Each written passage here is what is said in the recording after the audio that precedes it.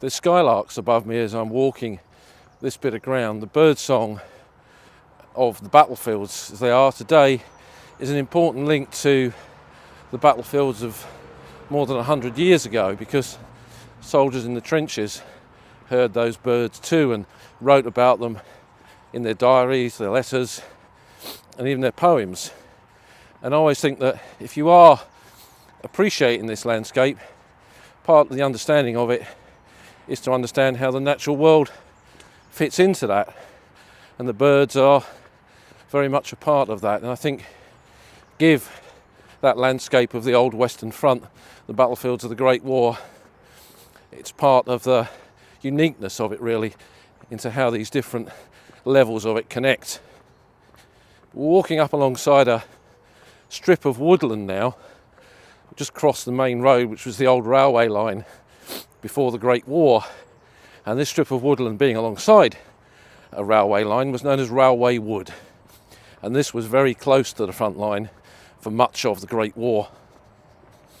Coming up to the corner of Railway Wood, we're heading up to the Royal Engineers' grave, and we can see one of the Commonwealth War Graves Commission signs there for it.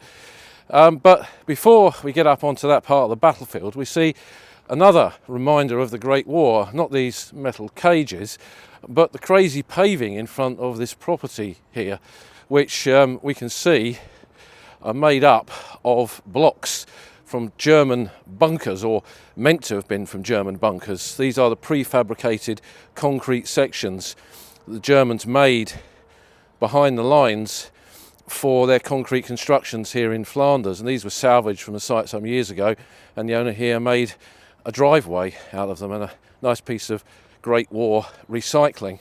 But this takes us up onto the battlefield close to the Bellewaarde Ridge ahead of us there, and we look back towards where the front lines were. And although this was a quiet sector, on the 16th of June 1915 there was an attack here involving British troops across this ground, including the then captain Noel Chavasse, who was the medical officer of the Liverpool Scottish. More of him when we get up onto the top of the ridge.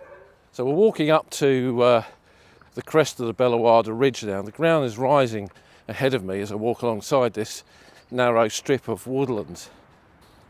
And for most of the war, it was a battle for the possession and repossession of so-called high ground.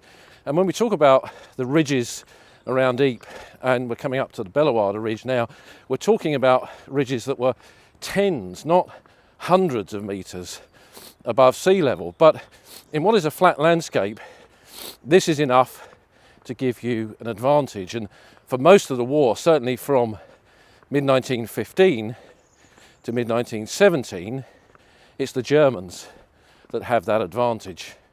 We continue with our walk alongside Railway Wood, heading up towards where the front lines were located, and the front lines fluctuated quite a lot here during the First World War, and now they're marked by trees.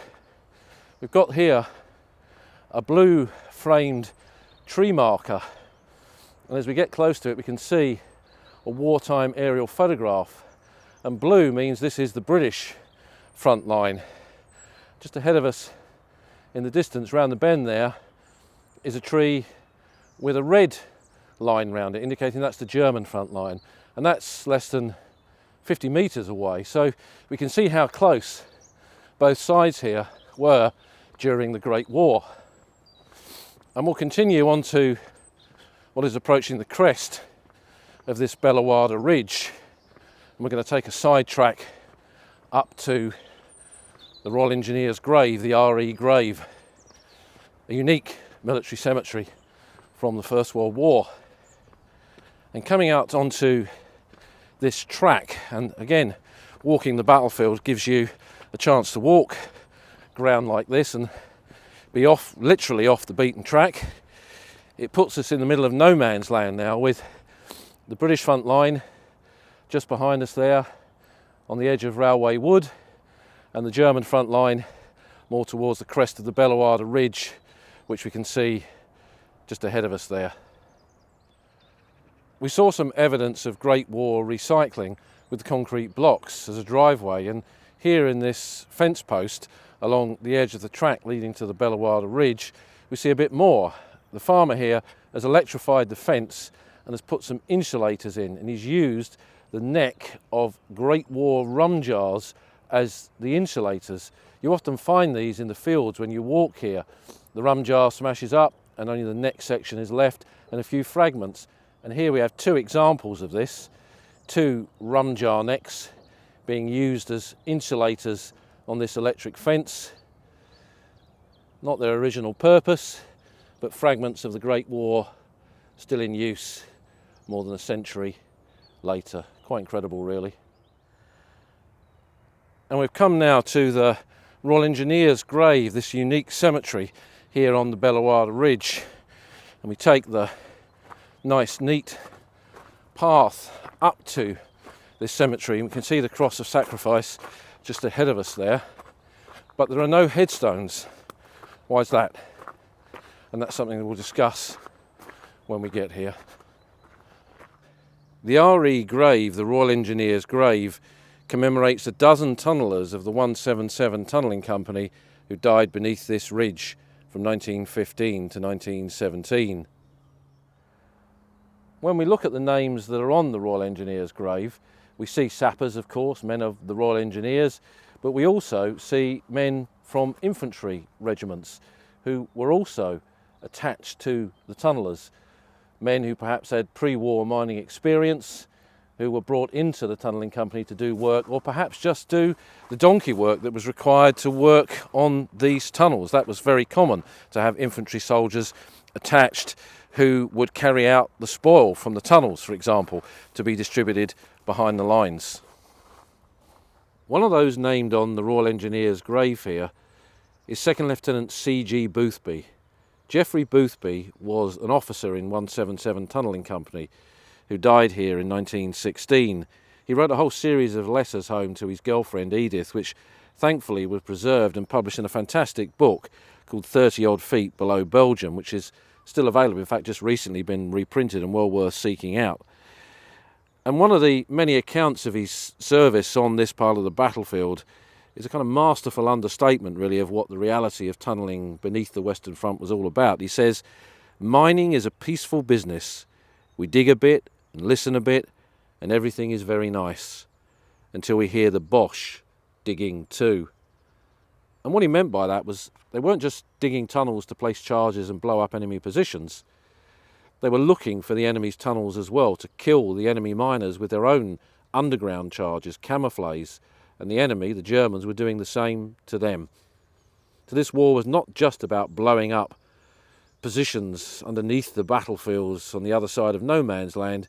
It was about seeking and finding and destroying enemy tunnellers too, and knowing that those on the other side of the battlefield were looking to do the same to you. One of the things about visiting a battlefield like this at Bellewaarde, it is a battle honour for some regiments, and there were engagements here throughout the First World War, but for much of the war, regiment, battalion after battalion passed through here, just holding the line. And this was really the more common experience for soldiers in the Great War. It wasn't just about going over the top. They spent a long time just holding the line.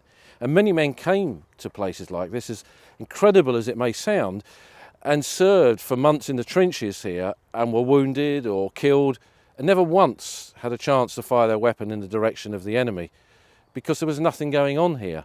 There was the daily hate, shell fire and trench mortars, there was tunnelling, there were night patrols, there was barbed wire to be put up in front of the trenches and work on the trenches to do, gas attacks, sniping, random machine gun fire. So many ways that you could get killed, but there was no big battle going on here. And yet when we look at, for example, British war memorials, and it would be the same for Canadian and Australian and New Zealand, South African war memorials, we see that many soldiers died just holding the line, not taking part in a big battle of the Great War, but in places like this here at Bellewaarde, just doing their bit. And that was the reality of many soldiers' experience in the Great War.